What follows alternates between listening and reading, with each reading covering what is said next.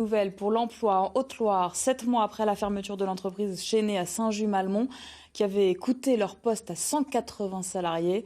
Un repreneur doit racheter les bâtiments industriels, le même qui avait sauvé les ex-Le Jabidi Saint-Jean. À la clé, la création de 200 emplois dans le domaine de la maroquinerie. Gérard Rivolier, Elodie Monnier. Depuis avril dernier, Chénet est fermé, mais il reste un immense bâtiment industriel inoccupé. Des locaux rachetés par la collectivité en 2018 pour tenter un dernier sauvetage de l'entreprise du ruban, mais en vain. Alors aujourd'hui, le maire de Saint-Just-Malmont se félicite de la revente de l'usine avec un projet sérieux de maroquinerie à la clé. Il consiste à installer une industrie de produits manufacturés, notamment des produits de luxe. On a un porteur de projet très sérieux qui s'appelle Vincent Rabérin, qui a déjà des unités de production. Il en a 2, je crois, à Feur. Il y en a une à Vichy et une autre à Yssingeaux. Donc c'est quelqu'un qui est très attaché aussi au territoire dans lequel il investit.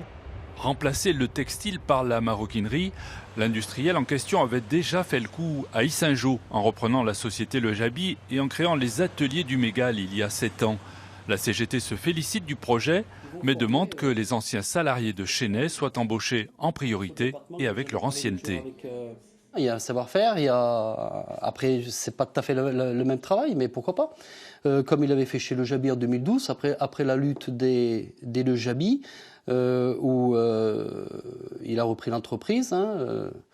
Donc pourquoi pas, il avait formé des personnes, il pourrait le faire exactement de la même manière. À terme, 200 emplois doivent être créés sur le site de Saint-Just-Malmont. Une bonne nouvelle dans la commune, même si le bâtiment industriel ne sera revendu qu'1 million d'euros, alors qu'il avait coûté près du double aux collectivités. Cet argent n'est pas perdu. Demain, c'est 200 emplois qui vont être créés. De ces 200 personnes qui seront payées, qui n'auront plus au chômage.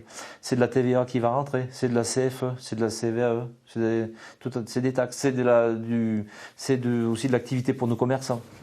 Le porteur de projet n'a pas souhaité nous répondre, mais d'après le maire, cette nouvelle maroquinerie pourrait ouvrir dès le premier semestre 2020. Le défi